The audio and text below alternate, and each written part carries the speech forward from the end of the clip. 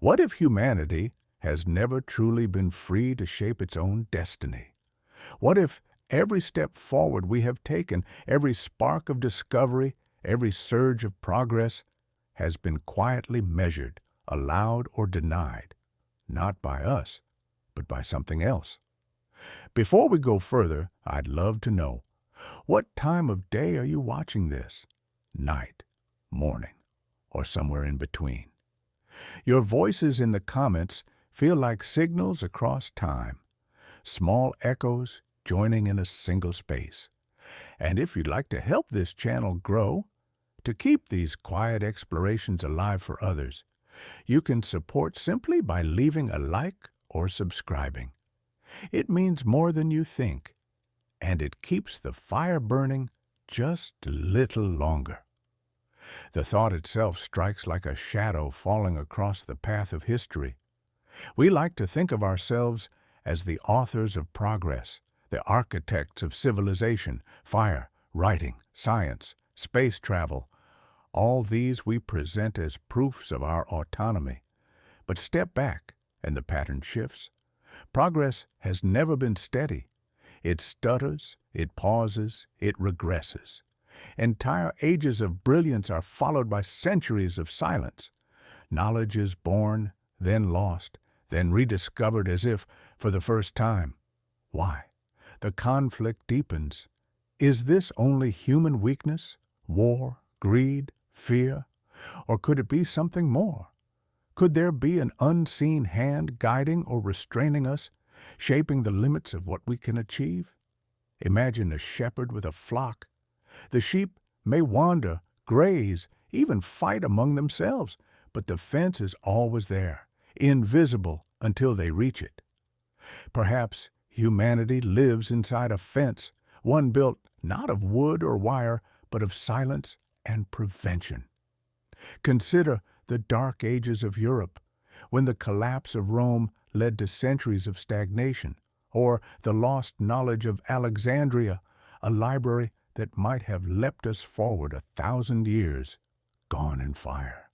Or the sudden vanishing of cultures like the Maya, whose astronomical wisdom rivaled modern science, yet whose voices fell silent. Again and again, history rises, pauses, falls. Could it be coincidence alone? Or does the cycle itself reveal design? Here comes the mini-climax, the unsettling possibility that progress is not a free climb, but a staircase with doors that open only when someone else turns the key. We move forward, but only so far. We invent, but only what is permitted. We explore, but only the paths left open to us. Beyond that, the way is sealed by forces we do not see and perhaps cannot even imagine. This thought is not meant to alarm, but to open a space of wonder. If we are being stopped, then who stops us, and why? Is it protection, to keep us from destroying ourselves with knowledge too great? Is it control, to keep us in our place? Or is it part of a greater rhythm of the universe, where no civilization is ever truly free, but all are guided toward a destiny beyond their understanding? As you drift deeper into this quiet documentary, let these questions rest with you. They do not need answers tonight. They are companions, small sparks in the dark, reminding us that progress itself may not be ours alone. Progress feels like a straight line when we tell the story of humanity. Fire, agriculture, writing, the wheel, machines, electricity, the digital age. We arrange these moments like beads on a string, convincing ourselves that each invention led naturally to the next. But step closer, and the line breaks. Progress is not steady. It rushes forward, then stalls. It flourishes, then collapses. Why does it never move at the rhythm we expect? The hook is sharp. Imagine climbing a mountain where the trail vanishes every few steps, leaving you stranded until a new path suddenly appears. That is how progress unfolds. not as an unbroken ascent, but as bursts and pauses, light and shadow. If intelligence alone drove our growth, then why so many gaps? Why did thousands of years pass before fire became metallurgy, or before sailing ships became engines? Why did humanity, brilliant enough to paint the walls of caves with astonishing art, wait tens of millennia before building cities? Here lies the conflict. Some explain this unevenness as chance. Innovation, they argue, is fragile. A discovery can be lost if the one who holds it dies, if the knowledge is not written, if war scatters the minds who understood it. And this is true, but the pattern repeats too often, across too many cultures, to ignore. Periods of brilliant insight are followed by long silences, as if something holds the thread just out of reach.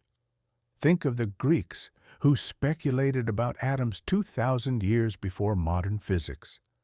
Think of Antikythera's mechanism, a clockwork device so advanced it should not have existed in its age.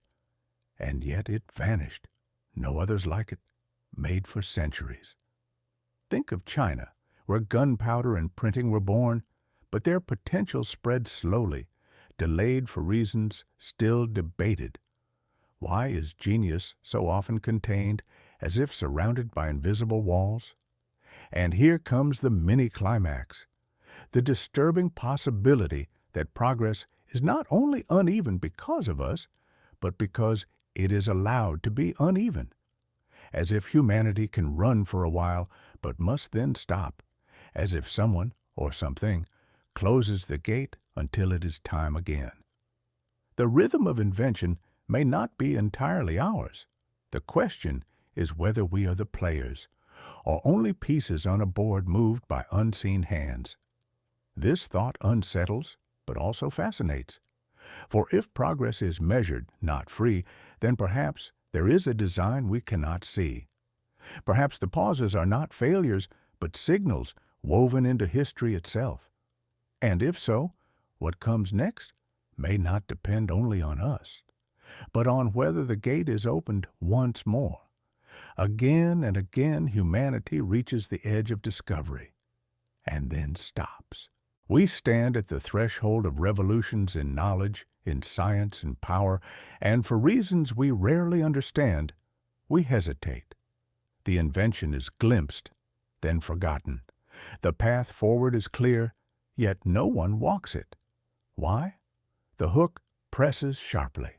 Steam power was not born in the 18th century. The Greeks, more than 2,000 years ago, built devices powered by steam. The Antikythera mechanism revealed precision gears far beyond its time. In ancient India, mathematics soared to heights that would not be matched again until Europe's Renaissance. And yet, each of these moments flickered and vanished. The breakthroughs were there, waiting, but the world did not take them. Here lies the conflict. We like to imagine that discovery is inevitable, that once an idea is glimpsed, it must eventually change the world. But history shows otherwise. Many inventions never leave the minds of their makers. Many revolutions never begin, though their seeds were ready. Why does humanity stall on the very edge of transformation? Some answers seem simple. Society may not be ready. Economies may resist change. Leaders may fear disruption. But deeper still lies a stranger possibility. Perhaps discovery itself is limited, allowed only when the moment is right. Perhaps thresholds are guarded, not by kings or priests, but by forces larger, unseen.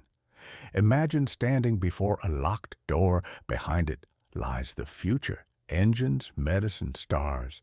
You have the key in your hand, yet when you try, the lock will not turn. The key breaks, the door vanishes, or you simply forget it is there. That is what human history looks like. Repeated approaches to the same locked doors, repeated failures to pass through them, until, centuries later, the door is opened as if for the first time. And here comes the mini-climax. What if these doors are locked on purpose? What if humanity is allowed only so much progress at once, as if by design? The Greeks could not keep their steam engines. The Mayans could not hold their astronomy. Rome could not protect its concrete. Each stopped on the threshold, as if a hand closed the gate before they could step through. This thought unsettles because it challenges our faith in inevitability. We believe progress is unstoppable, that once seen, it cannot be unseen. But history proves otherwise.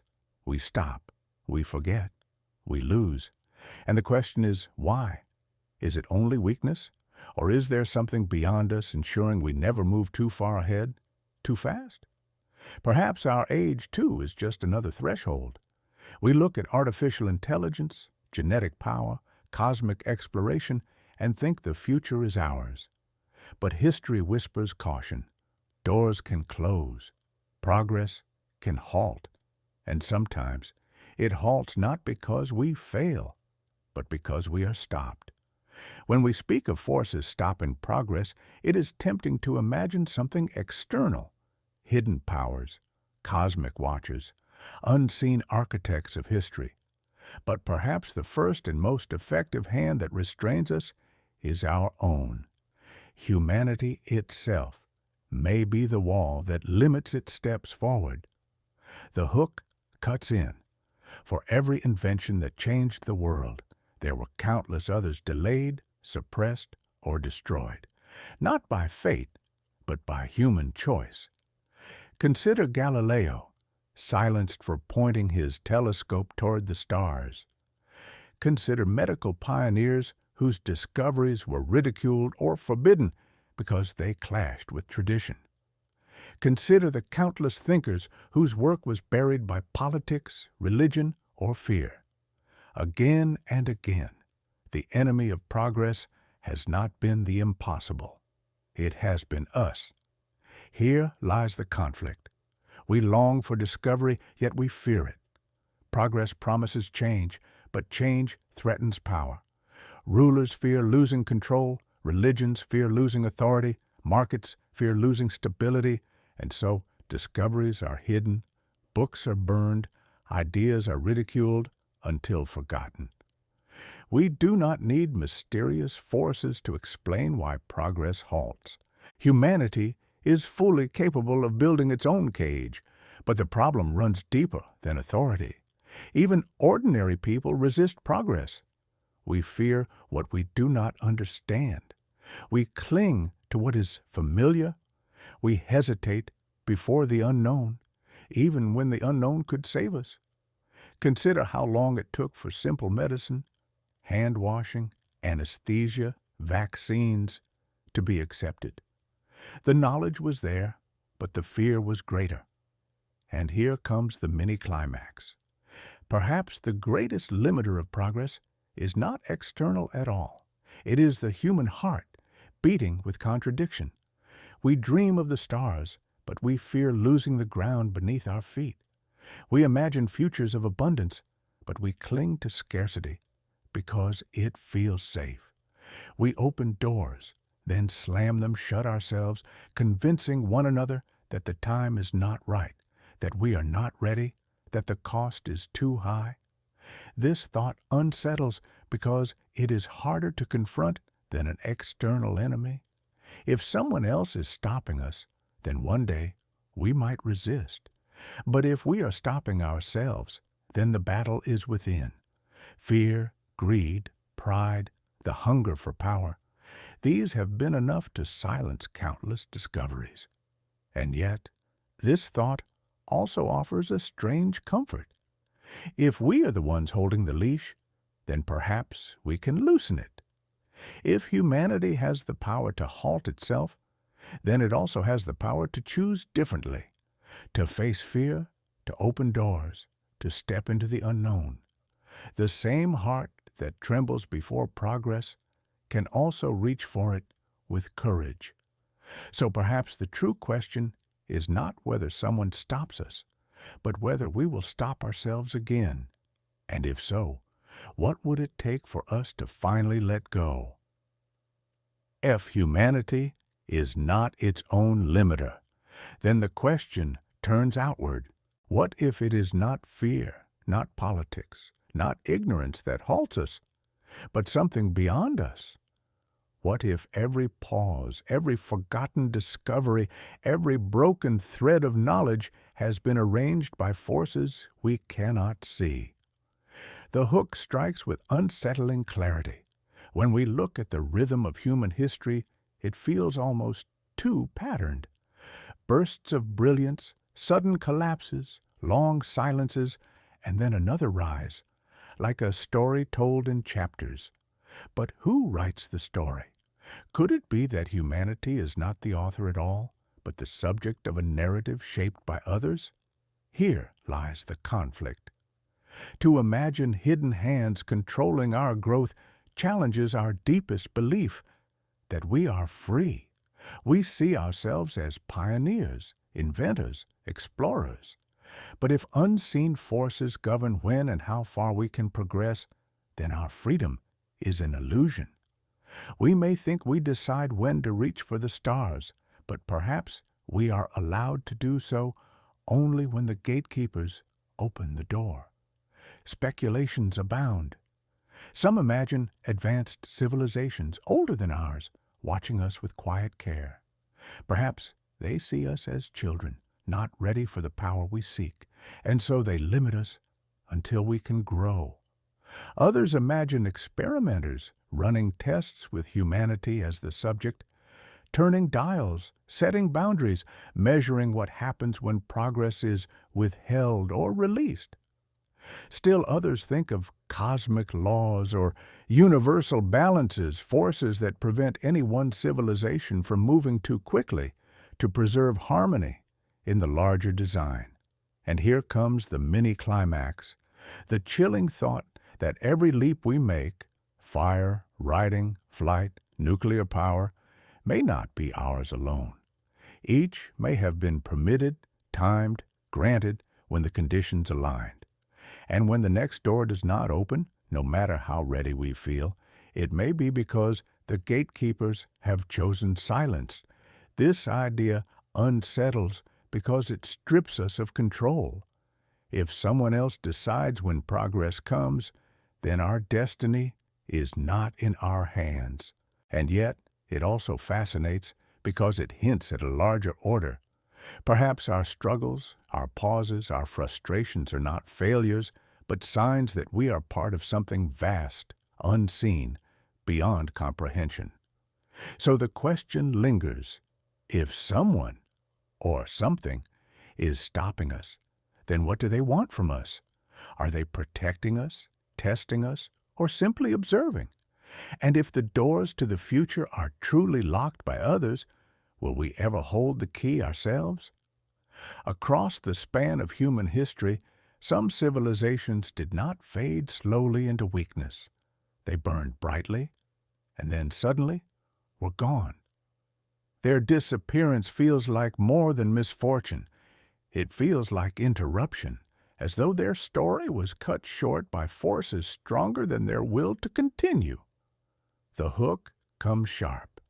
Imagine walking through the silent ruins of the Maya. Their pyramids still rise above the jungle, their observatories still align with the stars, their calendars still baffle us with precision. But their voices are gone. Their cities, once alive with tens of thousands of people, stand empty. No plague, no conquest, no single reason explains it. They vanished in the midst of brilliance. The Indus Valley civilization offers another example. They engineered vast cities with plumbing and sanitation systems that rivaled later Europe. Their streets ran straight, their bricks were standardized, their society astonishingly organized. Yet, at the height of their sophistication, they collapsed. The rivers shifted, the climate changed, but the swiftness of the fall suggests more than nature. It feels as though their progress hit an invisible ceiling and could go no further. And then there was the Bronze Age collapse, when powerful societies across the Mediterranean, Mycenaeans, Hittites, Egyptians, all crumbled within a century. Trade routes fell silent, writing systems vanished, literacy nearly disappeared. It was as if someone had turned out the lights across half the world, plunging humanity into darkness after centuries of advancement. Here lies the conflict. We are told these were coincidences: drought, invasion, famine, disease. And yet the pattern repeats too often, too precisely. Civilizations rise, flourish, and then stop. The world resets, knowledge scatters, progress stalls.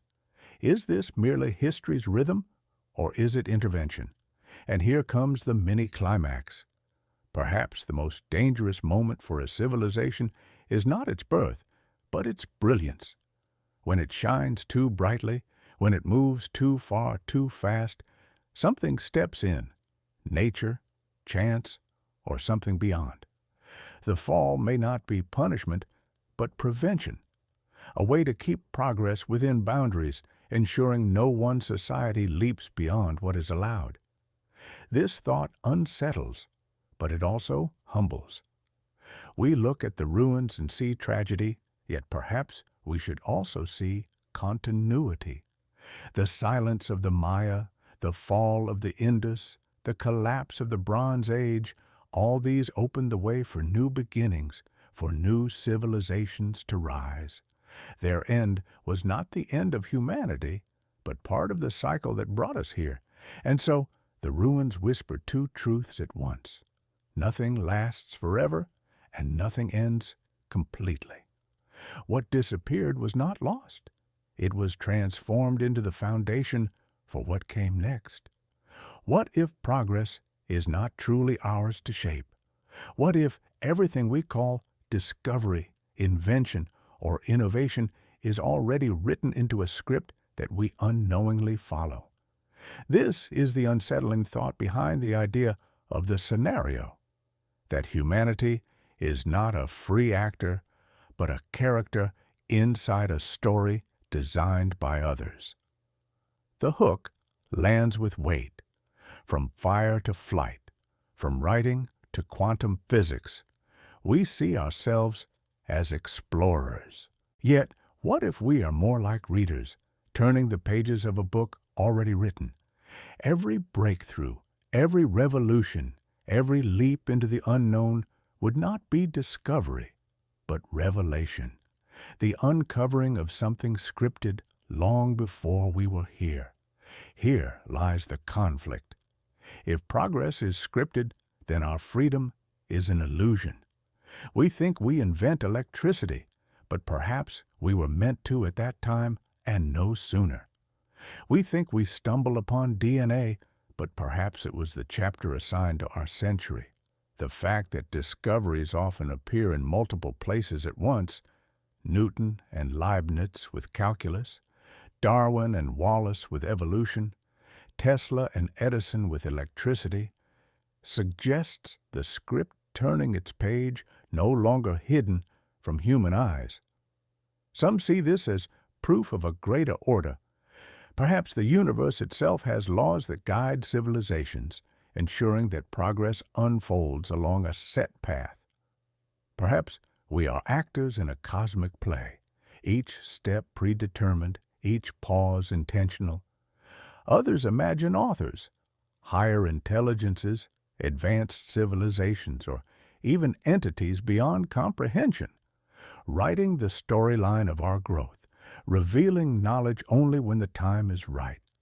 And here comes the mini-climax, the eerie possibility that nothing we achieve is truly ours, that the reason history pauses, that knowledge vanishes, that civilizations collapse is not randomness, but narrative design. When the chapter ends, the curtain falls. When the new chapter begins, we find ourselves discovering what was always meant to be revealed. This thought unsettles because it shrinks our role. We are not pioneers carving our path, but actors reciting lines we cannot change. Yet it also carries a strange peace. If progress is scripted, then perhaps we are exactly where we are meant to be. Our stumbles, our silences, even our collapses may not be failures, but parts of a story larger than we can see. And so we are left with an ambiguous comfort.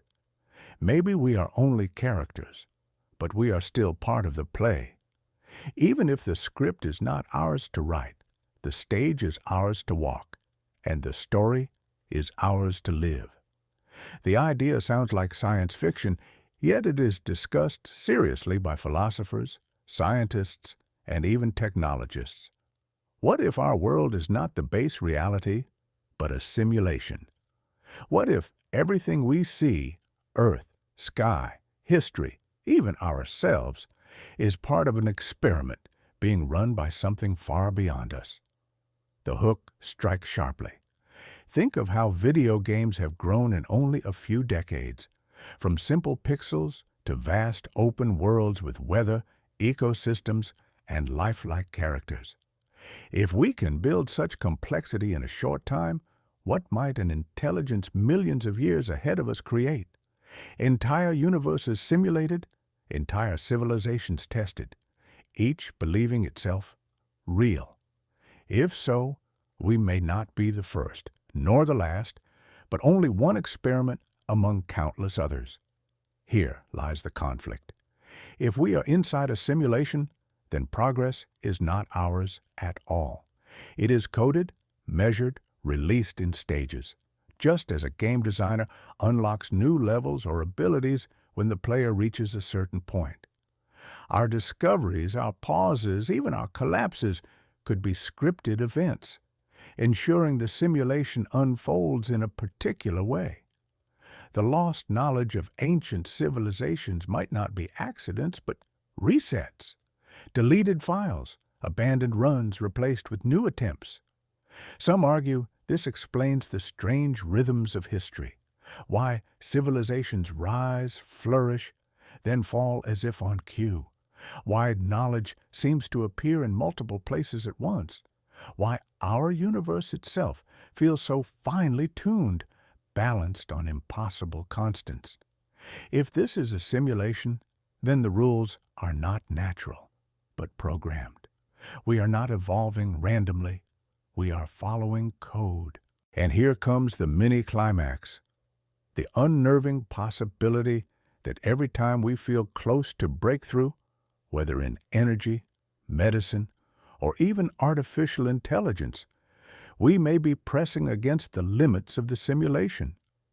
Perhaps progress halts because the system cannot allow us to go further. Perhaps the gatekeepers are not aliens or cosmic laws, but lines of code enforcing boundaries we can never cross. This thought unsettles because it strips away the last illusion of control.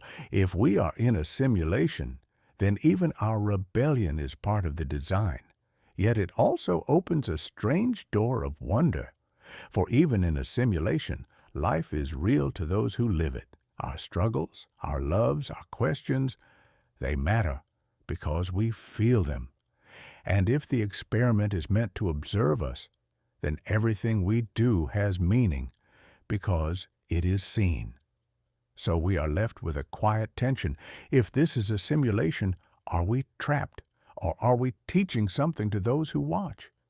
And if we are being tested, will we ever know the purpose, or only live our part until the program decides to end? If progress is not free, then the next question emerges naturally. Who or what would want to hold us back, and why? To imagine unseen hands shaping the boundaries of human development is unsettling enough. To wonder at their motives is even more haunting. The hook cuts immediately. Power always has a reason. A shepherd restrains sheep for safety. A ruler censors ideas for control. A scientist contains an experiment for precision. If humanity is being stopped, then there must be a purpose, protection, domination, or something else entirely. Here lies the conflict. One vision sees guardians, advanced civilizations who know the dangers of unchecked knowledge. Perhaps they hold us back because they have seen others rise and destroy themselves. Nuclear fire, uncontrolled technology, self-made extinction. To prevent us from repeating those mistakes, they slow our pace, letting us grow only as fast as we can bear. Like parents hiding matches from a child, their restraint is meant to save us from ourselves. But another vision is darker. Perhaps the ones who stop us are not protectors, but controllers. They may see us as resources, not children. Our creativity, our labor, our very existence may serve their purpose. And to keep us useful, they restrain us, preventing us from gaining too much power, too much freedom. The cage, then, is not mercy, but ownership. There is yet a third possibility. Perhaps no one restrains us out of kindness or cruelty, but out of curiosity. We may be an experiment, observed for how we behave under limits. Like a scientist growing cultures in petri dishes, they may study us to learn not only what we achieve, but how we react when we are denied. In that sense, our pauses, our collapses, our frustrations may be data, not accidents. And here comes the mini-climax. The purpose behind our restraint may shape the meaning of our existence. If we are protected, then perhaps one day the limits will be lifted and we will step into a larger universe. If we are controlled, then perhaps we will never escape, bound forever to serve someone else's design. If we are an experiment, then perhaps our only destiny is to be observed until the study ends and the watchers move on. This thought unsettles because it shifts our role from creators of destiny to subjects of intention. We do not know whether we are guarded, owned, or studied, or whether the truth is something stranger still. Yet the very act of asking sharpens our awareness. If we feel the cage, then perhaps we are closer to understanding it. And so the question remains open, like a door half lit. Who benefits from our restraint? And if the answer is not us, then what would happen if, one day, we broke free? To be human is to believe in freedom. We rise each day with the sense that our choices are our own, that our discoveries are the fruit of our will, that progress is the proof of our independence. But what if that freedom is an illusion? What if the arc of our development has always been guided not by us, but by unseen restraints? The hook strikes. Control does not need chains. A bird in a cage may still fly, but only in circles. A fish in a bowl may swim freely, but never reach the ocean. In the same way, humanity may feel free to explore, to build, to invent. Yet all the while, our world may be shaped by boundaries we cannot see, keeping us from horizons that lie just beyond reach. Here lies the conflict. If we are not free in our development, then what are we? Prisoners, children, experiments. To imagine control is to strip away the very foundation of our identity. We tell ourselves that progress is ours, that it proves our worth, that it separates us from the animals.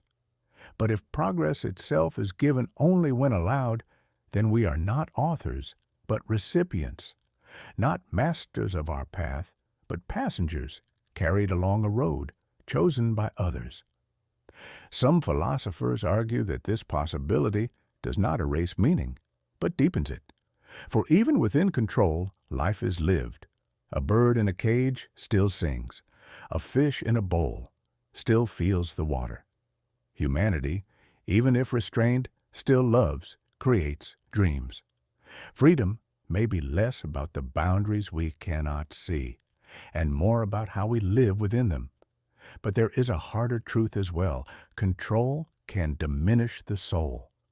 To know that every step forward is permitted, not earned, can drain us of courage. If we are not free, then our struggles may be illusions, our triumphs pre-scripted. The very pride we take in progress may be misplaced.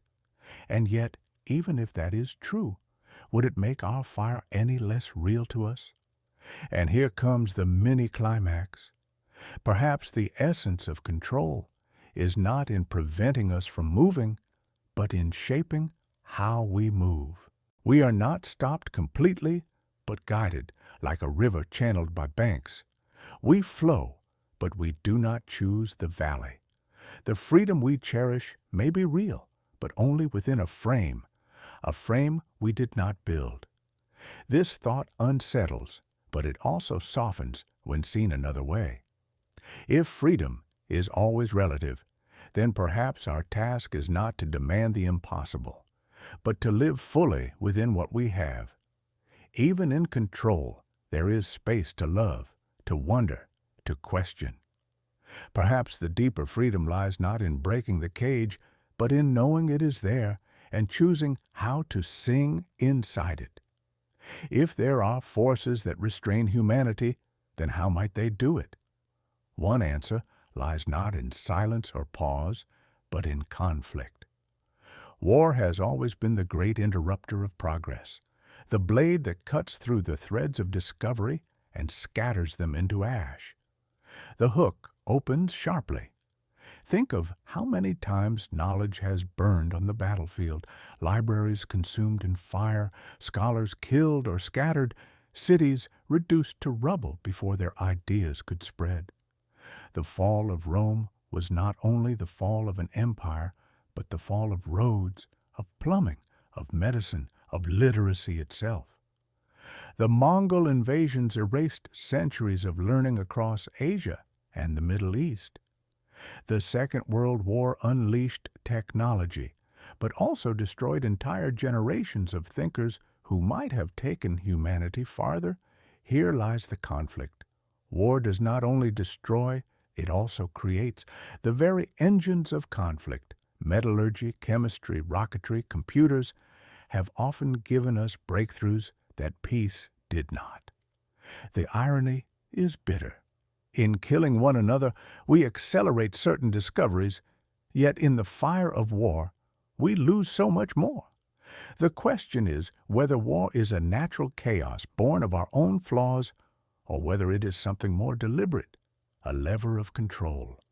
Imagine for a moment that wars are not random, that just as plagues can reset populations, wars can reset knowledge. Each time humanity pushes too far, conflict erupts, erasing what might have been, keeping us within invisible limits.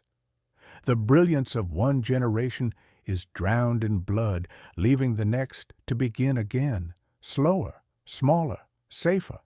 And here comes the mini-climax, the haunting thought that war itself may be a tool of restraint, that the greatest tragedies of human history may not be accidents of politics, but instruments of design.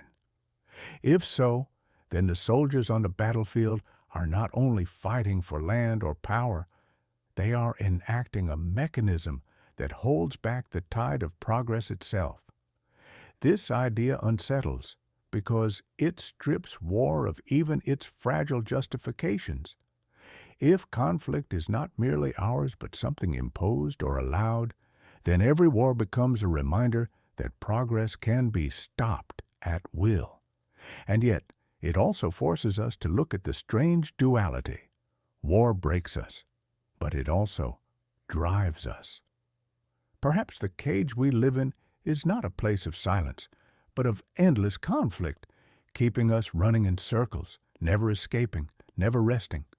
So the question sharpens. If war is truly a limiter, then whose design does it serve? Ours, born of fear and pride, or something beyond us, ensuring that we never grow beyond what is allowed? If war has been one of history's great interrupters, then disease and catastrophe have been its silent companions. Time and again, just as civilizations reach upward, plagues sweep through cities, earthquakes shatter foundations, floods erase whole regions. Progress halts not with the clash of swords, but with the invisible weight of nature itself. The hook opens with force. The Black Death in the 14th century killed nearly half of Europe's population.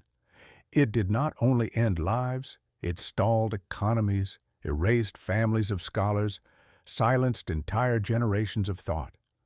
The eruption of Mount Vesuvius buried Pompeii, freezing a city mid-step. Earthquakes shattered Athens. Fires consumed London. Floods drowned ancient villages now lying at the bottom of seas. How many ideas, how many inventions, how many voices vanished with them? Here lies the conflict. Are these disasters truly random, born of chance and geology?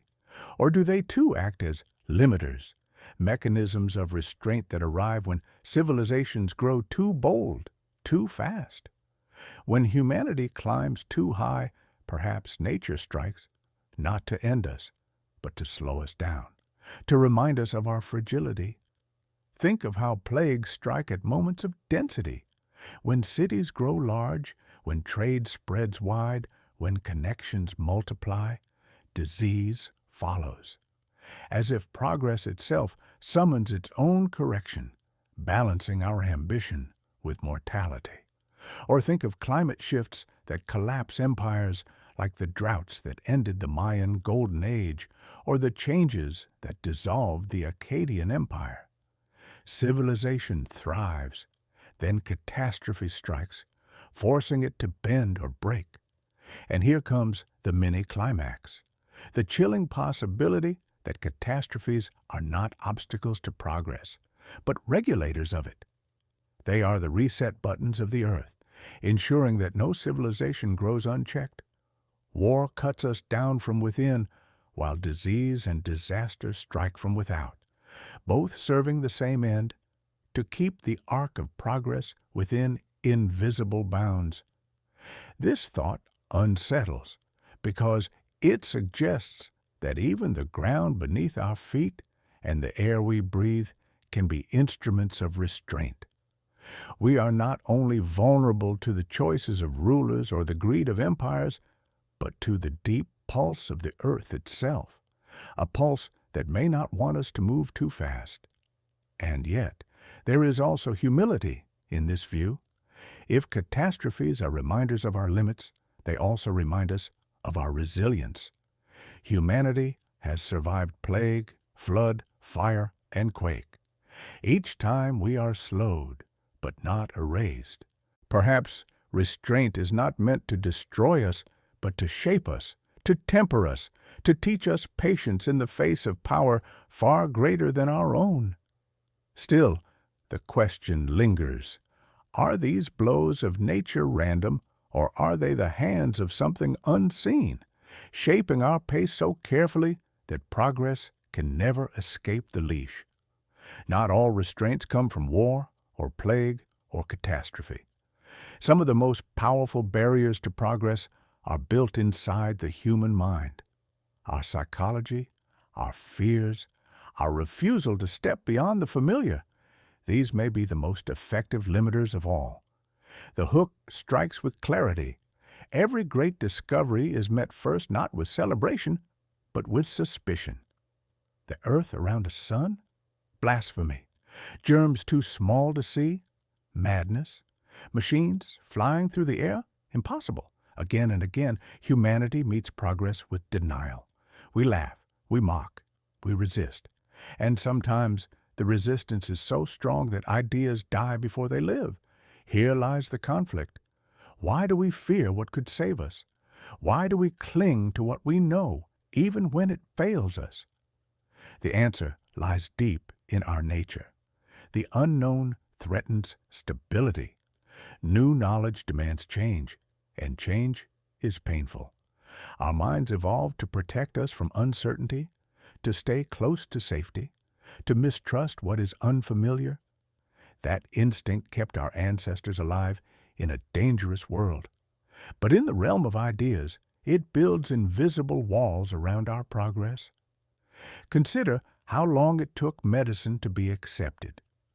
Doctors once ridiculed the idea of hand washing, though it saved lives. Vaccines were feared, even outlawed.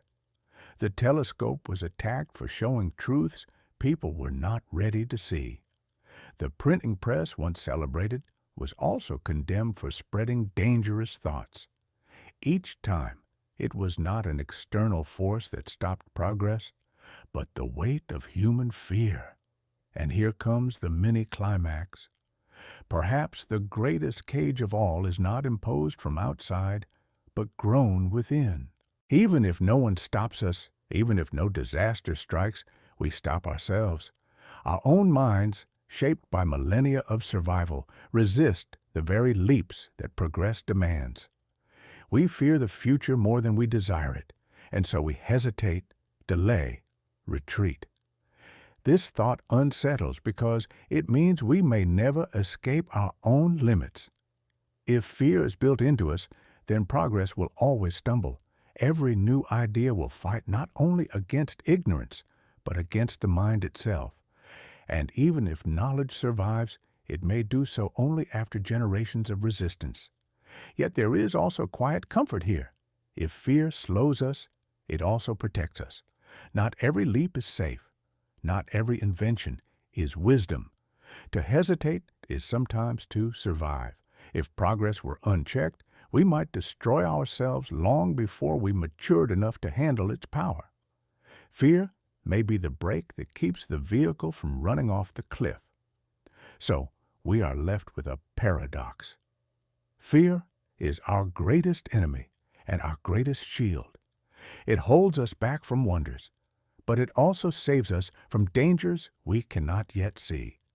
And perhaps the true measure of progress is not how fast we move, but how often we find the courage to step past fear into the unknown. At some point, coincidence begins to look like design. We tell ourselves that pauses in progress are accidents, the result of war, disaster, or fear. But what if these pauses are not random interruptions at all? What if they are the framework itself, the structure within which humanity is meant to grow? The hook presses in. Imagine looking at history not as a broken chain, but as a carefully measured rhythm. Civilizations rise, discover, flourish, and then, just when they are about to leap too far, they fall. Knowledge scatters. Centuries pass. Then another rise begins, another burst of brilliance, another collapse. The pattern repeats so often, it feels less like chaos and more like a system at work. Here lies the conflict. If progress is a system, then humanity is not the driver, but the passenger. We are placed on a track that bends and curves beyond our vision. When we accelerate too quickly, brakes are applied. When we stall, a push moves us forward again. The illusion of freedom remains, but the larger rhythm is beyond our control. Consider how progress itself seems distributed. No single civilization holds all the keys. The Egyptians built monuments of stone. The Greeks laid foundations of philosophy. The Chinese mastered paper and printing. The Arabs carried knowledge of mathematics and medicine. Europe sparked the industrial age. Each carried the torch, but none carried it alone. As if progress is designed not to gather in one place, but to scatter, to balance, to prevent any one society from leaping too far ahead. And here comes the mini-climax, the unsettling idea that the stops of history are checkpoints. They are not failures of humanity, but instructions of the system. They ensure that knowledge grows only so fast, that power is distributed, that no one moment exceeds the limits allowed. The pauses are not mistakes. They are rules. This thought unsettles because it changes the way we see ourselves. If the stops are part of a system, then even our most brilliant ages, Greece, Rome, the Renaissance, the digital revolution, are only chapters written into a larger script. We are not breaking free when we invent. We are following the timing of the system itself. And yet, there is also a strange reassurance in this. If progress is a system, then perhaps it has a purpose. Perhaps the stops are not punishments, but safeguards. Perhaps the cycle is meant not to frustrate us, but to guide us toward something we cannot yet see. Still, the question sharpens. If this is a system, then who built it? And what lies beyond its rules, waiting at the end of the track? We speak of progress as though it is our highest desire, the flame that drives humanity forward. But is it truly what we want? Or is progress something we claim to pursue, while in truth we fear it, resist it, and sometimes even reject it? The hook lands firmly. When electricity was first introduced, people feared it would poison the air. When railroads spread across the land, there were protests that the human body could not withstand such speeds. When computers arrived, many declared them useless, toys for scientists. Time and again, we stand at the door of progress and hesitate. If progress is so central to us, why do we so often greet it with doubt? Here lies the conflict. Progress promises comfort, health, exploration, knowledge. Yet it also demands sacrifice. Old ways must die. Certainties must be abandoned. Each leap forward brings disruption to economies, to traditions, to the balance of power. For every person who embraces progress, there are others who cling to what they know. And sometimes the resistance is strong enough to stall the advance for generations. Perhaps the deeper truth is that humanity is divided. Part of us longs for the stars, for the unknown, for endless discovery. But another part longs for the familiar, for the safe, for the steady rhythm of life unchanged. Progress is not only about invention, it is about transformation, and transformation is never easy. And here comes the mini-climax. What if the real limiter of progress is not an external force, nor even catastrophe, but the fact that not all of us want it? What if, deep down, we desire stability more than change? In that case, the stops in history may not be imposed upon us. They may be chosen, collectively, unconsciously, by a humanity that is not ready to take the next step. This thought unsettles because it forces us to look inward. We cannot blame the gods or the universe or mysterious watchers for every pause. Sometimes it is us. We slow ourselves, not out of weakness, but out of choice. Perhaps progress feels like a burden as often as it feels like a gift. And yet, there is a quiet comfort here as well. If we do not always want progress, then maybe we do not always need it. Maybe progress is not an endless climb to infinity, but a balance between movement and rest, between discovery and preservation. Humanity may pause not because it is stopped, but because it chooses to breathe. So the question lingers gently, do we truly want endless progress? Or do we sometimes need the silence between discoveries, the stillness that reminds us of who we are before we change again? We often see pauses in progress as setbacks, as failures, as dark ages where humanity lost its way. But what if those pauses were not mistakes? What if, instead, they were the very things that saved us from rushing too quickly into self-destruction? The hook lands with weight. Fire gave us warmth, light, protection. But in the wrong hands, it also brought devastation. Gunpowder expanded empires but also leveled cities. Nuclear energy powers homes, yet also holds the potential to end civilization. Every leap forward is double-edged, carrying salvation in one hand and catastrophe in the other. What if the pauses in progress are not obstacles, but safeguards, giving us time to learn, to mature, before we wield the next blade? Here lies the conflict. Humanity has always been cleverer than it is wise. We discover before we understand. We build before we can control. The ancient Greeks dreamed of flight, but had no idea how to manage the skies. Medieval alchemists searched for transformation, yet lacked the ethical frameworks to handle such power. Even today, we race ahead with technologies that change the fabric of life itself. Artificial intelligence, genetic engineering, weapons that could end nations. And yet, do we have the wisdom to use them? Imagine if nuclear technology had been discovered in the Roman age.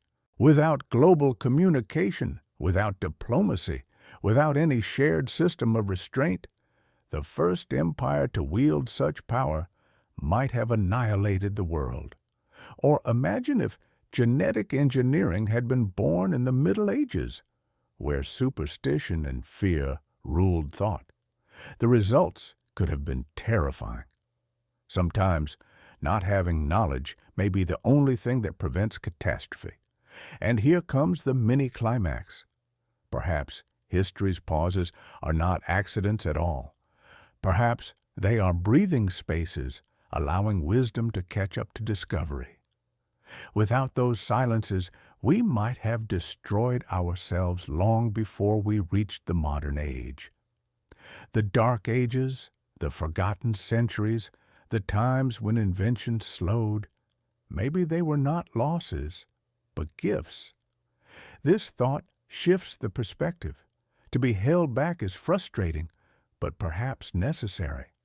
Like a child forbidden to play with fire until they understand its danger, humanity may be given time to grow before each new power arrives. In that sense, the pauses in progress may not be barriers, but protection, not the denial of our future, but the preservation of it. And so, there is a quiet comfort here. If we sometimes feel caged, maybe it is because freedom too soon would have burned us alive. Perhaps the universe, or forces within it, know better than we do when we are ready.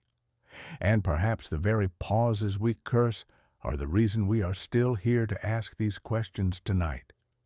We often imagine restraint as something negative, a barrier, a cage, a denial of freedom.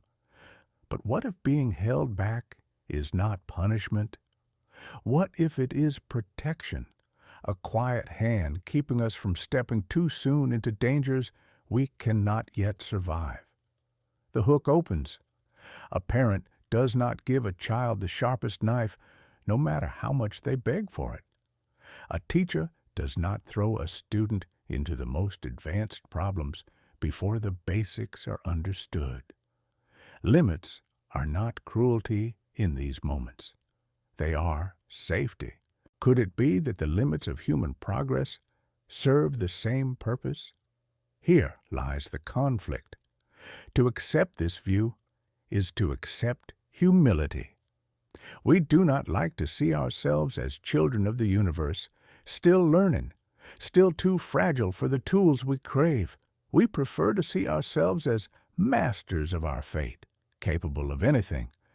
Yet history shows us again and again that our reach often exceeds our grasp. We invent, and then we misuse. We discover, and then we weaponize. Without boundaries, we might have ended long ago. Consider the story of nuclear power. In less than a century, it gave us both the ability to light entire cities and the power to destroy them in an instant. Humanity stumbled into this knowledge before it had built the wisdom to handle it. For decades, the world lived in the shadow of annihilation. And even now, the danger remains. What if that door had opened earlier, when our sense of restraint was even weaker? The cost could have been unimaginable. And here comes the mini-climax, the possibility that our pauses in progress are shields, not chains. That when knowledge vanishes, when discoveries are delayed, when civilizations collapse, it may not be failure, but design. A design meant to protect us from ourselves. If so, then restraint is not our enemy. It is the reason we are still here, alive, capable of asking these questions. This idea unsettles because it challenges our pride. It tells us that we are not yet ready for everything we desire, that our wisdom lags behind our curiosity, but it also offers hope. Protection means care. Limits mean there is a future beyond them, waiting for us when we are strong enough to step forward. So perhaps restraint is not a denial of our destiny, but a promise of it. The pauses are not endings, but preparations. They remind us that progress is not only about what we can build, but about what we can bear.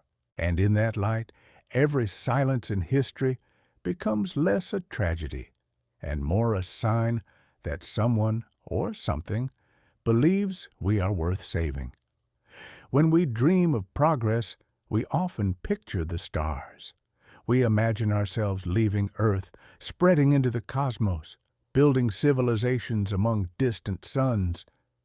Yet perhaps the silence of space is not only distance, perhaps it is a boundary, a quiet wall we have not yet been allowed to cross. The hook lands with weight. For all our brilliance, we remain tied to this small planet. We have split atoms, mapped genomes, created machines that think. But beyond a few steps into orbit and the footprints on a single moon, the universe remains closed to us. Why?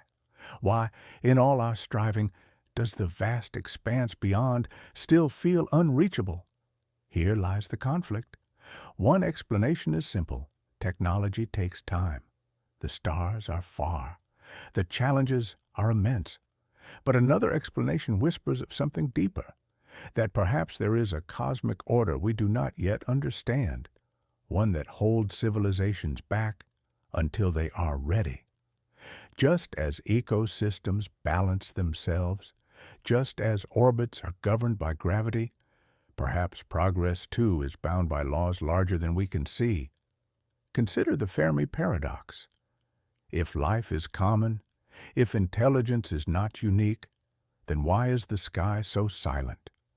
Where are the voices, the signals, the visitors? Some argue they are there, hidden. Others argue they never existed. But another possibility is this. Civilizations are held back, kept within their worlds until they reach a threshold. Beyond that, perhaps the universe opens, but not before. And here comes the mini-climax, the haunting idea that we are still too young to join the larger order.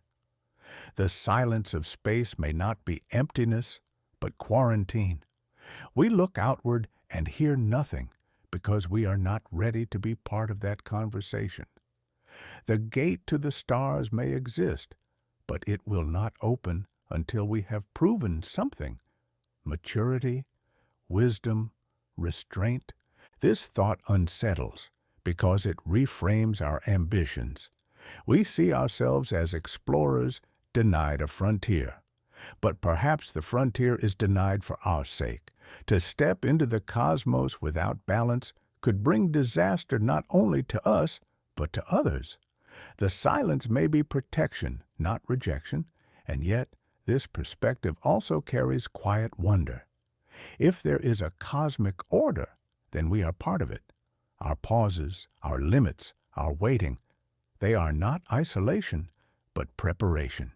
The universe may already be alive with civilizations, watching, waiting, until we are ready to join. So when we look at the stars and wonder why they are silent, perhaps the answer is not that no one is there, Perhaps it is that the universe is waiting for us to grow.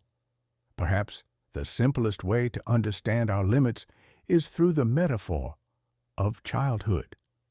Humanity may see itself as grown, wise, powerful, but in the eyes of the universe, or of those who might watch us, we may still be children, learning slowly how to walk without falling. The hook lands softly but firmly. A parent does not hand a child the keys to a car, not because the child is unworthy, but because the time is not right. To give too much freedom too soon is not love, but neglect. In the same way, maybe the boundaries we feel, the pauses, the silences, the ceilings above our progress, are the universe's way of protecting us until we are ready to handle what lies beyond. Here lies the conflict. To accept this image is to accept humility. We must admit we are not as advanced as we believe, that our wisdom does not yet match our cleverness. We build weapons we cannot control, technologies we cannot regulate, systems we do not fully understand. We are brilliant children, but children nonetheless, still dangerous to ourselves. If we were let loose among the stars today, what would we bring with us? War, greed, division? Would we be any different from a child with a matchbox in a house full of kindling? And yet, the metaphor carries a promise. Children grow. With time, with patience, with guidance, they become capable of more. If we are restrained now, it may not be forever. The pauses of history may be less a cage than a nursery, a place to learn before we are allowed to roam. The fact that we sense the cage at all may mean that maturity is closer than we think. And here comes the mini-climax. What if every age of collapse, every silence, every restraint has been part of this guardianship? Not punishment, not cruelty, but teaching. Each failure shows us the cost of arrogance. Each pause forces us to reflect. Each loss humbles us. In that way, humanity grows not only in knowledge, but in wisdom, the true measure of readiness. This thought shifts the weight of the question. Instead of asking, "Who stops us?" we might ask, "What must we learn before the restraint is lifted?" If progress is delayed, it may be because we have not yet proven that we can handle what comes next. The task before us is not to break free, but to grow. And so there is quiet comfort here. If we are children of the universe, then perhaps we are not alone. Perhaps there are elders watching, patient and unseen, waiting for us to come of age. And when that day comes, when humanity finally shows not just brilliance but wisdom, perhaps the gates will open and the stars will no longer be silent. Have you ever felt déjà vu, that strange sensation that you have lived a moment before, though reason insists it cannot be true? Now imagine that same feeling applied not to a single instant, but to the whole of history. What if progress itself is a kind of déjà vu, repeating steps as though the script has been rewritten again and again? The hook strikes clearly. Knowledge is not always new. Again and again, discoveries emerge, are lost, and then re-emerge centuries later, as if rediscovered for the first time. The Greeks spoke of atoms 2,000 years before modern science. Ancient engineers built machines whose precision rivaled modern clocks. Maps hint at knowledge of continents long before they were officially charted. Why does humanity so often circle back, treading old ground as if reliving forgotten lives? Here lies the conflict. If progress were a straight line, such repetitions would not exist. But the fact that they do suggests something stranger. Either knowledge is more fragile than we admit, doomed to be forgotten until someone stumbles on it again, or we are caught in a cycle, a pattern that forces us to repeat our steps as though the story is being reset. Imagine civilizations rising like actors stepping on stage, each reciting the same lines with slight variations. They invent writing, then lose it. They build cities, then abandon them. They discover the stars, then forget their meaning. Each time, the play begins anew, with different costumes, different settings, but the same script. What if progress is déjà vu because humanity is not moving forward, but circling inside a loop? And here comes the mini-climax, the unsettling possibility that history is not simply recorded, but overwritten. When we reach too far, when we break too many rules, perhaps the script is reset. Civilizations collapse, knowledge vanishes, and the cycle begins again. The déjà vu of progress may not be illusion. It may be memory, bleeding through from previous attempts. This thought is haunting because it places us inside a cycle we cannot see. If we feel déjà vu in our personal lives, perhaps it is only an echo of the greater déjà vu of civilization itself. We sense what has come before, not because we lived it, but because humanity has. Our lives may be threads woven into a tapestry that has been unraveled and rewoven countless times. And yet, there is quiet fascination in this vision. If we are repeating steps, then maybe each repetition teaches us something new. Perhaps the script changes slightly each time, guiding us closer to something greater. Déjà vu may not be a trap, but a clue, a whisper that we have been here before, and that we might yet go further. So the question lingers. If progress is déjà vu, how many times have we lived this story already? And how many times will we live it again before the cycle finally breaks? Progress is not only a question of speed, it is also a question of freedom. At the heart of our story lies a contrast that defines humanity itself. Are we free to shape our future, or are we guided, restrained, controlled by forces we cannot resist? The hook strikes sharply. Freedom is the banner under which humanity marches. We celebrate explorers who crossed oceans, inventors who defied tradition, thinkers who broke dogma. To us, progress and freedom feel inseparable. And yet, history suggests otherwise. Again and again, progress seems less like an open horizon and more like a path with walls, curving in ways we do not choose. If that is true, then perhaps freedom is not what we imagine. Here lies the conflict. Freedom is dangerous. It allows us to create wonders, but also horrors. To open the secrets of the atom and unleash nuclear fire. To explore artificial intelligence that could slip beyond our control. Too much freedom risks chaos. Too little risks stagnation. Control, on the other hand, promises stability. It prevents leaps too fast, too reckless. But it also denies us the very essence of what it means to be human, the power to choose, even to choose wrongly. The tension between freedom and control plays out in every era. Empires rise by enforcing order, then collapse when the weight of control suffocates innovation. Revolutions burst forth in the name of freedom, only to devolve into chaos that demands new control. The cycle repeats. Freedom ignites, control contains, neither ever holding dominion forever. Could it be that this cycle itself is not random, but designed? And here comes the mini-climax, the unsettling thought that the very progress we cherish may depend on the balance between freedom and control, a balance not chosen by us, but imposed. We are given freedom only in fragments, control only in doses, enough to keep us alive, but never enough to let us escape the system. This thought unsettles because it leaves us powerless in the contrast.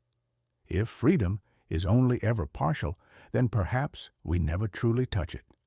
And if control is always present, then perhaps every leap we take is measured, approved, permitted. Yet at the same time, it leaves us with a choice of perspective. If freedom and control are both illusions, then maybe what matters is how we live within them, whether we rage against the walls or learn to dance inside them. So the question sharpens and remains unresolved. Is humanity truly free, shaping its path through courage and curiosity? Or are we controlled, moving along invisible lines drawn long before us?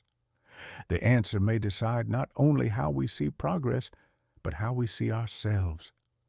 What if all of human history has taken place inside a cage so vast, so carefully designed that we mistake it for freedom? We invent, we build, we dream, but every time we push against the invisible walls, we are turned back as though the limits were always waiting for us.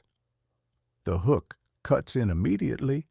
Imagine a bird born inside a cage large enough to fly within. It stretches its wings, soars from one end to the other, and believes itself free. Only when it strikes the bars does it realize the truth.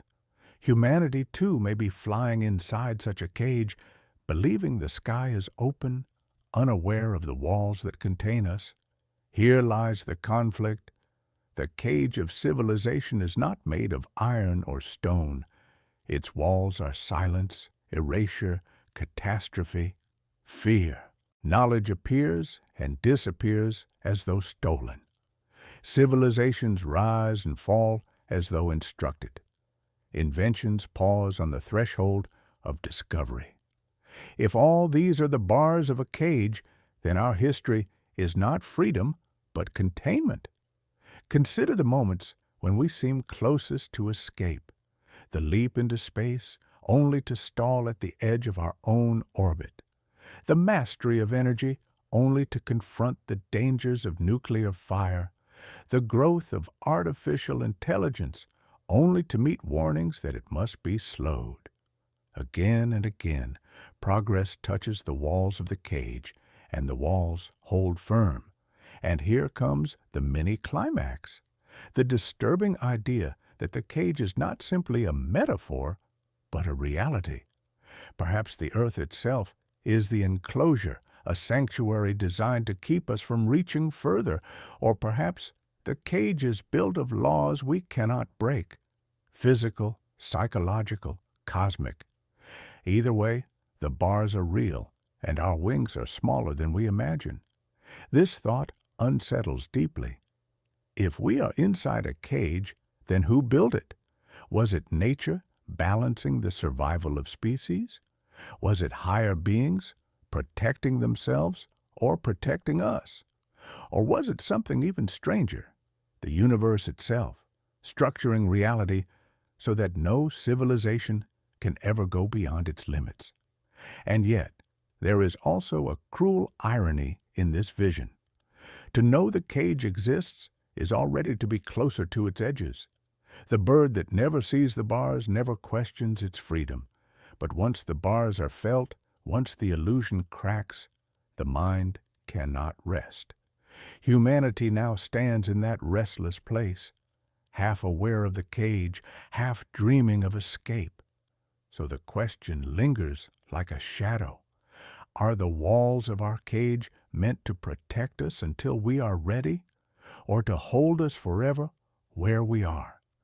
If humanity lives inside a cage of limits, then the strongest evidence may lie not in what we have achieved, but in what we seem to have lost.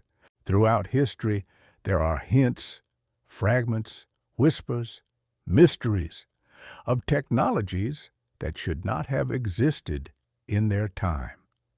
They appear suddenly, vanish just as suddenly, and leave us wondering whether they were accidents or whether they were never meant to remain.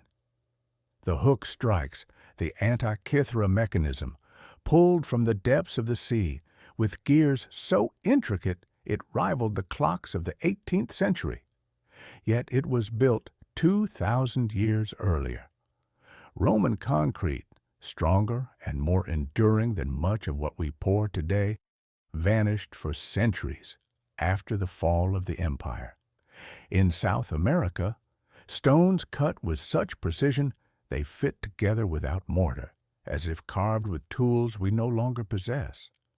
Were these moments of brilliance, or glimpses of something we were not allowed to keep? Here lies the conflict. If these technologies were natural products of human genius, then why were they lost? Why did no one preserve them, spread them, build upon them?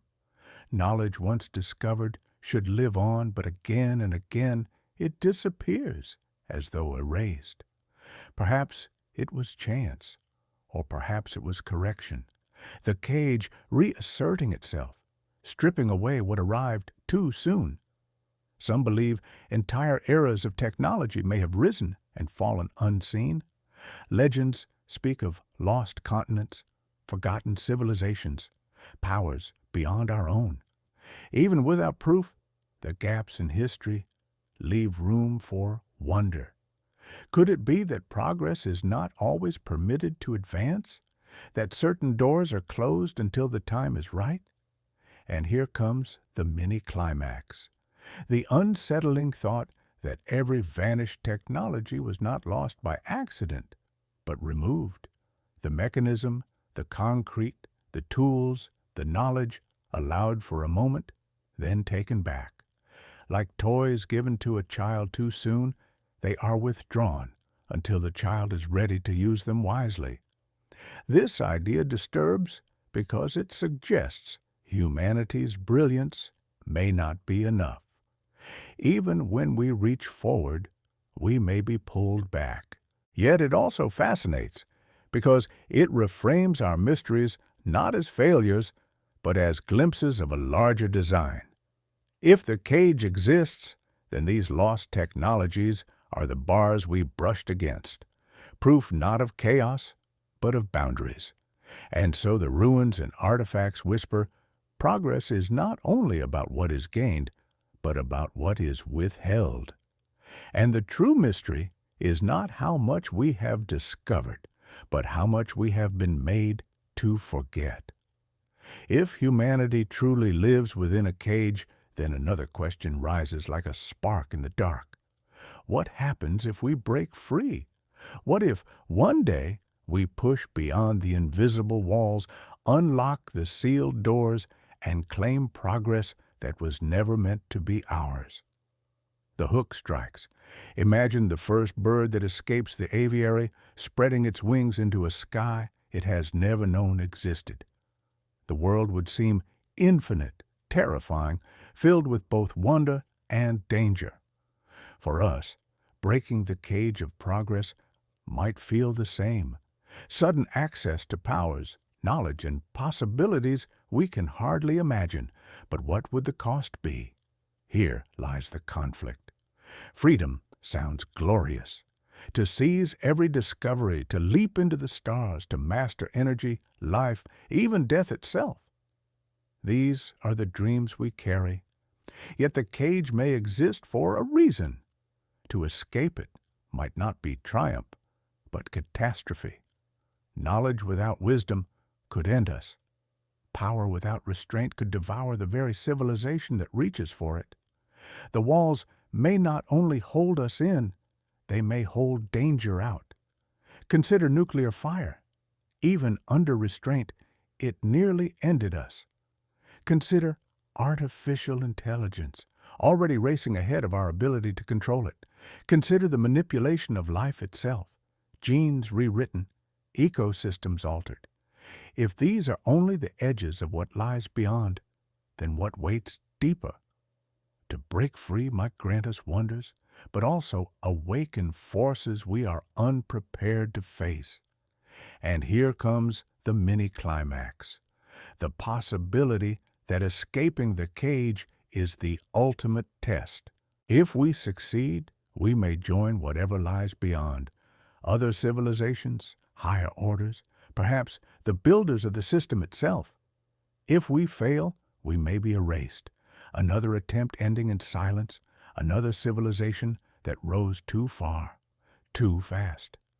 The cage may be both prison and protection, and the moment of escape may be both liberation and judgment. This thought unsettles because it holds no clear promise. Freedom might be the beginning of our true story or the end of it, but it also inspires because it suggests the walls are not eternal. If they can be broken, then our fate is not only to be restrained. There may come a moment when humanity proves itself strong enough, wise enough, united enough to step beyond, and so the vision splits, one path of glory, one of ruin. To break free may mean to soar higher than ever before, or to fall farther than we can survive.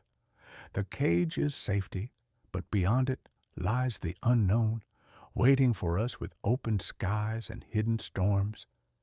If breaking free from restraint is possible, then the next question is unavoidable. What dangers wait on the other side? Freedom sounds like triumph, but it may also be the beginning of perils greater than any we have known. The hook opens sharply. Humanity often imagines the unknown as paradise. We dream of infinite energy, interstellar travel, cures for every disease, control over time itself. But what if the cage protects us from truths we are not meant to face? What if beyond its walls lies not paradise, but abyss? Here lies the conflict. To step outside the cage could mean stepping into a universe already populated by beings far older, far more powerful than us. If restraint has kept us hidden, then breaking free might draw their gaze, not with welcome, but with hostility. A species that has only just learned to control fire may not be ready to stand in the company of gods. Or perhaps the danger is not others, but ourselves. Freed from limits, we might rush to master powers that unravel the very fabric of reality. Imagine minds that no longer die, but expand endlessly.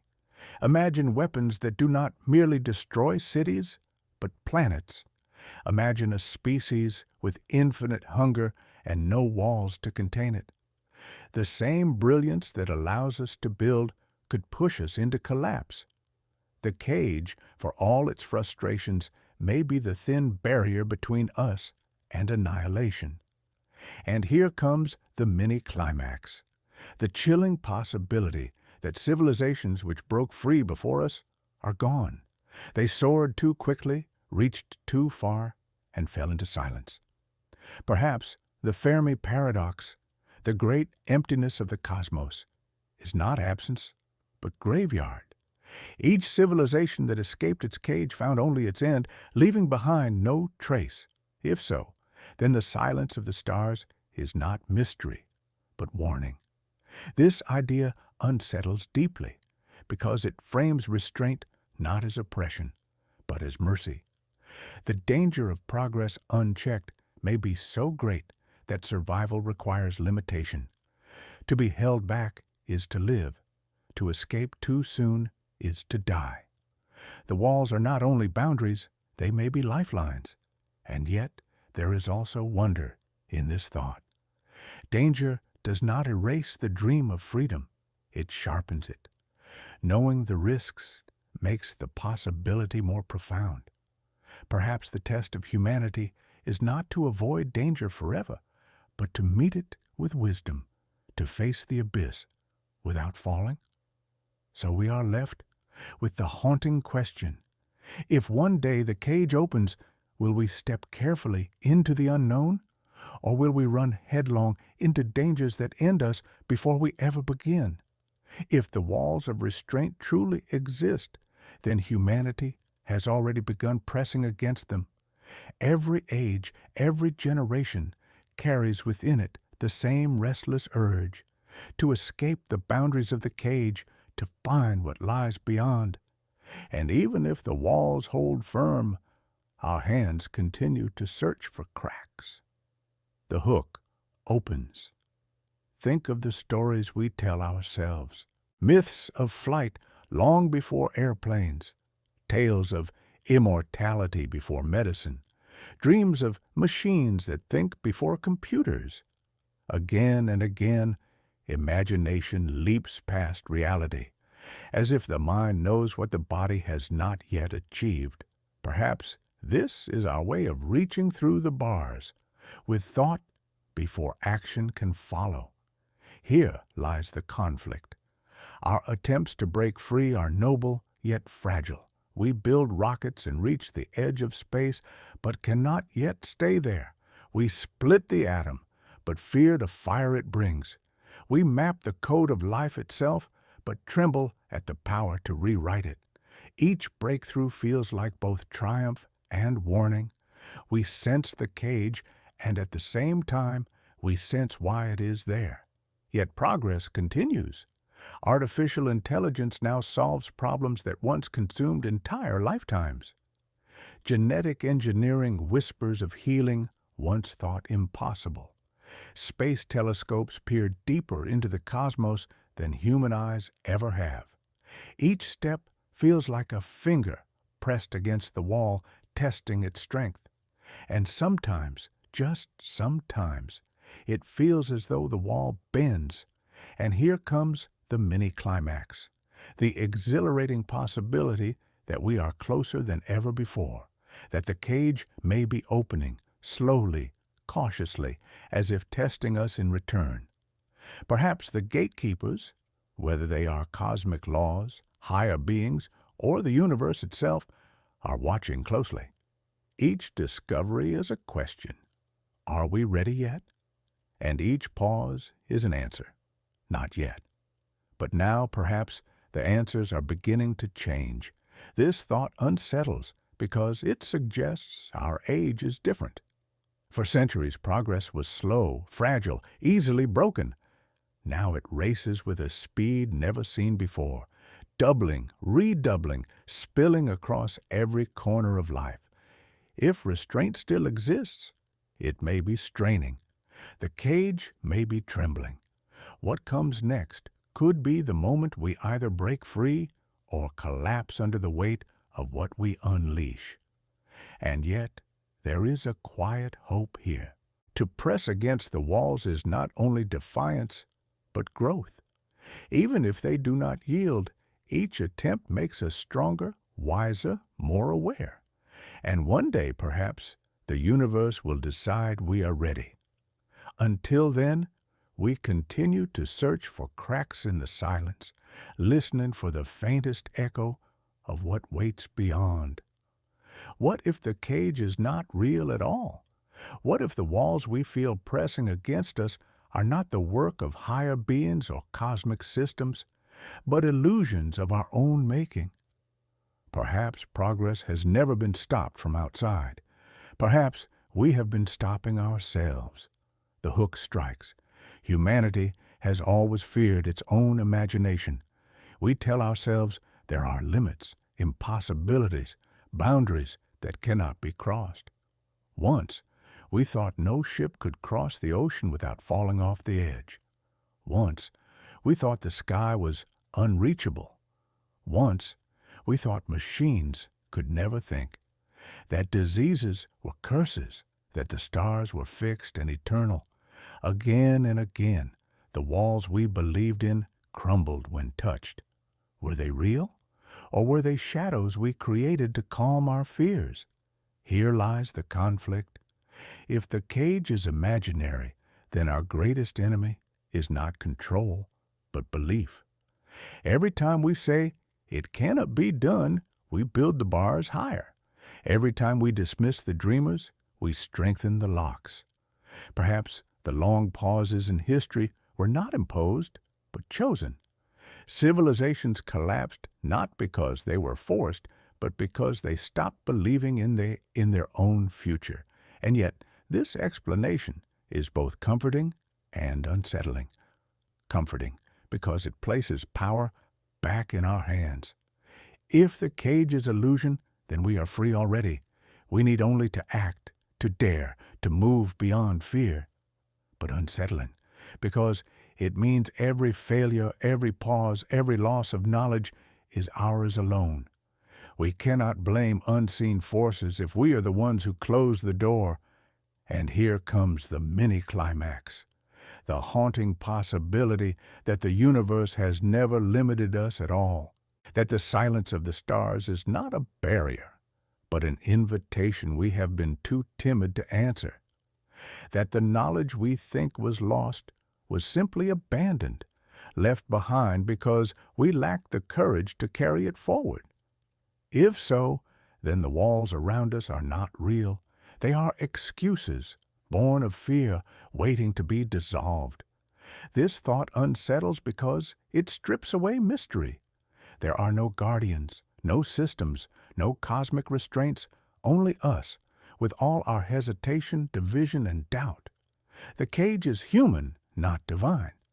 And if that is true, then every pause in progress is a mirror, reflecting our own refusal to step forward. And yet, there is also liberation in this vision. If the walls are only illusions, then they can vanish the moment we choose to see through them. Humanity may not need permission from the universe. Perhaps we need only permission from ourselves. So the question softens into something deceptively simple. Are we truly restrained, or have we been holding the keys all along? When we speak of progress, we imagine gain, new tools, new horizons, new powers. But every step forward carries a cost. The more we move into the future, the more we leave behind. And sometimes, what is lost weighs heavier than what is gained. The hook presses in. The hunter-gatherers lost the freedom of open landscapes when agriculture tied them to fields. The first cities gave humanity protection, but also disease, poverty, and inequality. The Industrial Revolution brought light and speed, but also soot, hunger, and the crushing weight of machines. Progress gives, but progress also takes, always without exception. Here lies the conflict. We chase progress as though it is treasure waiting at the end of a path. But what if progress is also a trade, and the price we pay is ourselves? Each invention changes how we live, how we think, how we relate to one another. We gain technology, but we lose traditions. We gain comfort, but we lose resilience. We gain connection, but we lose silence. If progress is restraint, perhaps it is because the cost of rushing forward would be unbearable. Consider the digital age. We can speak across oceans, summon knowledge in an instant, create worlds of information. Yet, in the same breath, we surrender privacy, attention, patience. The rhythms of nature fade beneath the hum of machines. What we gain is dazzling, but what we lose is human in its own way. The slowness of life, the intimacy of face-to-face presence, the quiet of a night without screens. And here comes the mini-climax, the realization that every pause in progress may not be denial, but mercy. The restraint could be giving us time not only to prepare for what we will gain, but to mourn what we will lose. If progress were unbroken, if every invention came at once, we might be overwhelmed, unable to bear the scale of the exchange. Restraint may soften the price, allowing us to adapt slowly, instead of shattering under the weight of change. This thought unsettles because it reframes the dream of progress as a story of sacrifice. We are not only builders, we are also mourners. Each age leaves graves behind, not only of people, but of ways of life. To walk into the future is to bury the past again and again. The restraint we feel may be the universe asking, "Are you ready to let go of what must be lost?" And yet, there is also a quiet dignity here. Progress is not only about conquest, it is also about acceptance. We do not carry everything with us. We cannot. To move forward is to choose what remains and to honor what is left behind. So perhaps the question is not only whether we are stopped, but whether we are willing to pay the price. Because progress, in the end, is never free. Progress is not only about what we discover, it is also about what we forget. The story of humanity is written not just in inventions and revolutions, but in silences, in gaps, in knowledge lost to time. What we remember pushes us forward. What we forget shapes the path in ways we rarely see. The hooklands. Think of the Library of Alexandria, consumed by fire, its scrolls reduced to ash. Entire lifetimes of thought vanished in a single blaze. Think of oral traditions, carried for centuries, then lost when voices fell silent. Think of ancient tools, techniques, medicines buried beneath the dust of collapsed empires. These were not small details. They were roads that could have led us elsewhere, roads we may never walk again. Here lies the conflict. Memory gives us power, but forgetting resets the game. It is as though humanity is forced to start over, each time a little different, each time a little wiser, but never able to hold everything it has learned.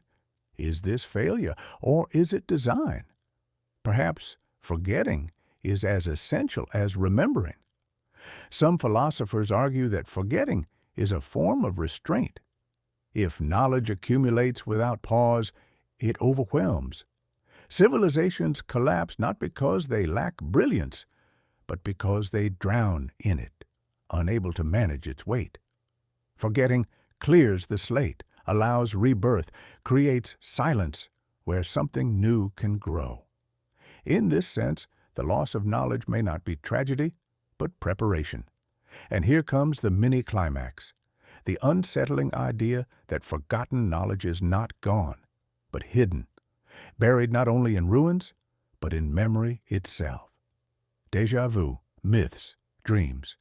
Perhaps these are echoes of what we once knew, resurfacing in fragments. Maybe our imagination is not invention, but remembrance. The future we dream of could be the past we have forgotten. This thought disturbs because it blurs the line between progress and repetition. Are we moving forward, or are we circling endlessly, remembering and forgetting the same truths? If knowledge is withheld, erased, or lost, then who or what decides what remains? Are we victims of chance, or subjects of a system that decides what must be remembered and what must be forgotten? And yet, there is wonder here too. Forgetting may hurt, but it also gives us the chance to rediscover, to feel the joy of invention, the thrill of revelation. If everything were remembered, nothing would ever feel new. Perhaps forgetting is not only loss, but gift, the gift of wonder, again and again. So the question lingers softly. Is forgetting our greatest weakness, or our quiet teacher guiding us down paths we would never have chosen if we remembered everything? If forgetting shapes the past, then what happens when forgetting ends? Humanity now stands at the threshold of technologies that could preserve memory forever. Databases that never decay, machines that never forget, digital minds that can carry the weight of centuries. But would endless memory be a blessing or a curse? The hook presses in. Today, a single hard drive can store more than all the words written in antiquity. Artificial intelligence can sift through oceans of information, finding patterns no human could see. One day, we may not lose knowledge at all. We may preserve every discovery, every thought, every memory across endless generations. But in gaining this power, we may lose something essential. Here lies the conflict. Forgetting has always been part of our rhythm. It clears space for rebirth, for creativity, for rediscovery. Without it, humanity may be trapped in its own past, unable to escape the weight of what has come before. Imagine a world where every mistake, every cruelty, every wound is recorded forever, inescapable, always present. Memory could bind us more tightly than forgetting ever did. At the same time, the promise is dazzling to end the cycle of loss, to hold on to every invention, every piece of wisdom, every fragile flame of knowledge that once slipped away. The cage of progress may finally crack if nothing is forgotten, if every generation begins not from ashes, but from the full inheritance of those before. For the first time, humanity could climb without falling back. And here comes the mini-climax, the realization that such a world would be utterly unlike our own. We would no longer be shaped by silence, but by endless echoes. Progress would no longer be measured in leaps and collapses, but in a steady climb without pause. Yet what would it mean to be human in such a world? Would creativity survive without forgetting? Would wonder survive when nothing is ever new? This thought unsettles because it forces us to ask what makes life meaningful. Is it the permanence of memory or the fragility of it? If nothing is ever lost, perhaps nothing is ever reborn. But it also inspires because the end of forgetting could free us from the cycles that have bound us for so long. No more dark ages, no more vanished wisdom, only ascent, higher and higher. So the question becomes a paradox. Would perfect memory free us from restraint, or create a new kind of cage, a prison not of loss, but of weight? The future may bring us the power to remember everything. The deeper question is whether we should. We often ask whether restraint is an obstacle, a cage that denies us our true destiny. But what if restraint is not an enemy at all? What if it is part of the very path that leads us to wisdom, a teacher as old as time, shaping us through patience and limitation? The hook strikes gently but firmly. Every child learns through boundaries. Do not touch the fire. Do not step too close to the edge. The rules feel harsh, unfair, even cruel. Yet without them, the lessons would come in pain or death. Could it be that the pauses of history serve the same role? Boundaries that seem unjust, but protect us from a destruction we cannot yet understand. Here lies the conflict. To see restraint as guidance requires humility. Humanity prefers to think of itself as sovereign, capable, ready for anything. But history tells a different story. Time and again, we have grasped powers without knowing how to use them wisely. We create weapons before we create peace. We build technologies faster than we build ethics. Restraint, then, may not be theft. It may be mercy, slowing us until wisdom catches up. Think of the seasons. Growth does not happen in endless summer. There is also winter, where life sleeps, where the soil rests, where stillness prepares for rebirth. Without winter, the land would exhaust itself. Without pauses, progress may do the same.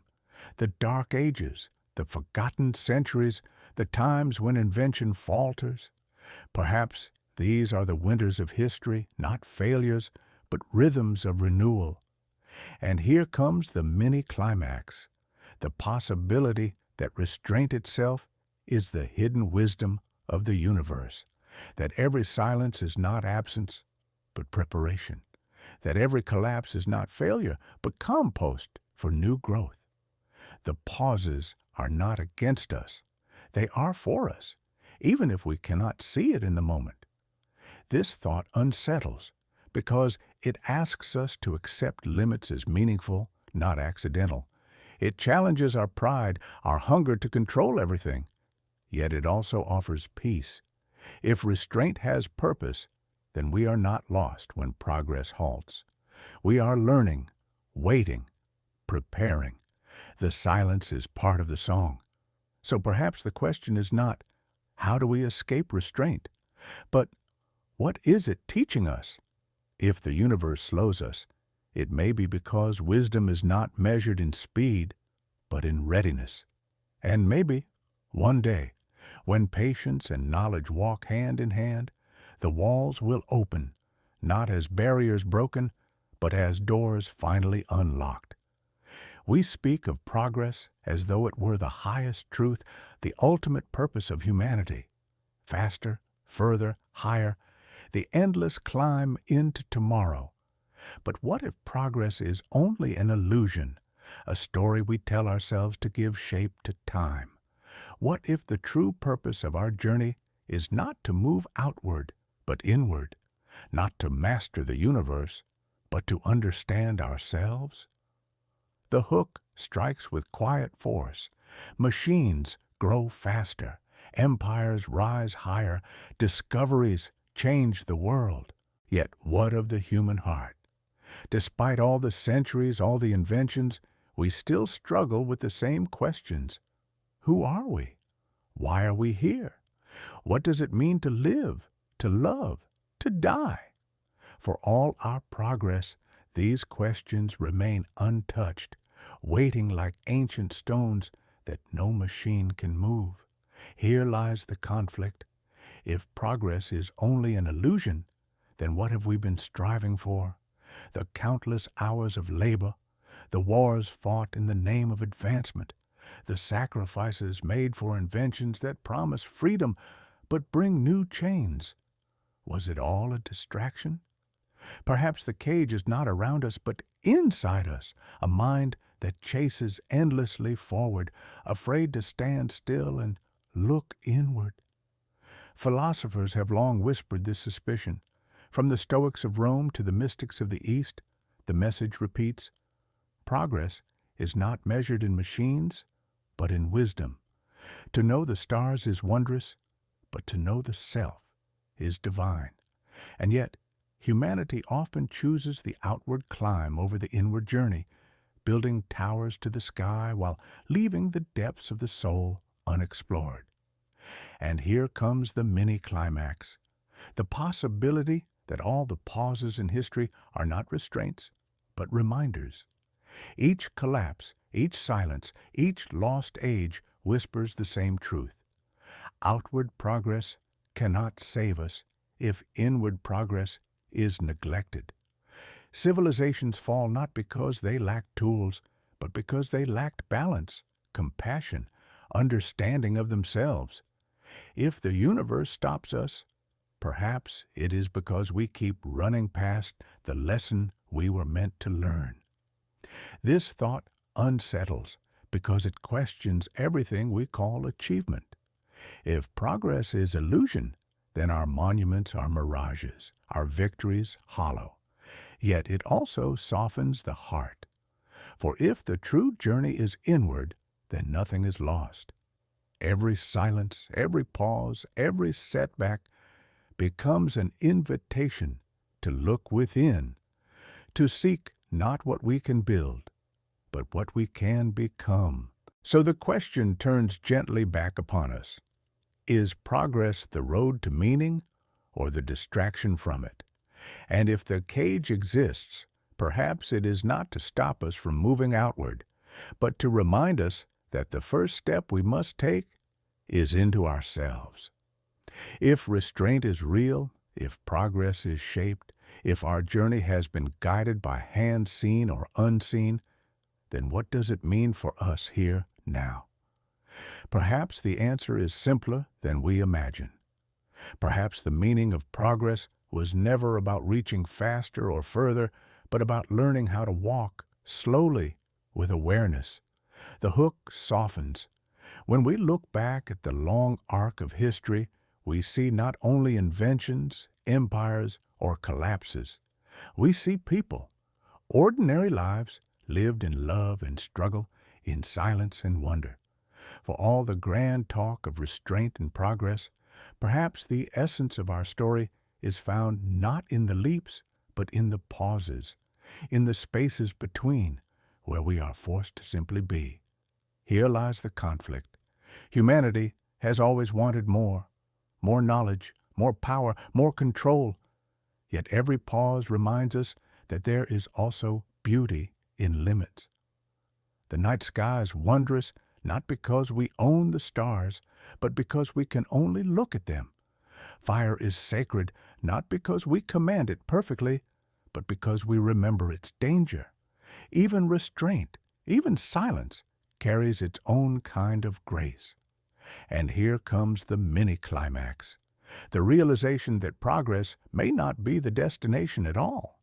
It may only be the journey, the rhythm of gain and loss, of remembering and forgetting, of reaching and pausing. The cage, the walls, the restraints, they may not be enemies, but companions. Without them, we might rush past the very meaning we are searching for. With them, we are given the chance to grow slowly, carefully, deeply. This thought, instead of unsettling, brings peace. If someone or something stops us, perhaps it is not to deny us, but to give us time to learn kindness, time to find wisdom, time to discover that the greatest progress may not be conquering the universe, but understanding ourselves. And so, as this journey draws to a close, let the question rest quietly in your mind. Is restraint a cage or a gift? Perhaps it is both. Perhaps it is neither. Perhaps the truth is less about the walls around us and more about how we live within them, with wonder, with humility, with patience. Now, as you close your eyes, let the weight of these thoughts drift away like smoke. Let the rhythm of history become the rhythm of your breath. The world will turn, progress will pause and begin again, and somewhere beyond the silence, the future waits. Until then, may you find rest tonight, under the same stars that have watched every age of humanity. May your dreams be gentle, and may your sleep carry you into the quiet wisdom that progress, even restrained, cannot take away.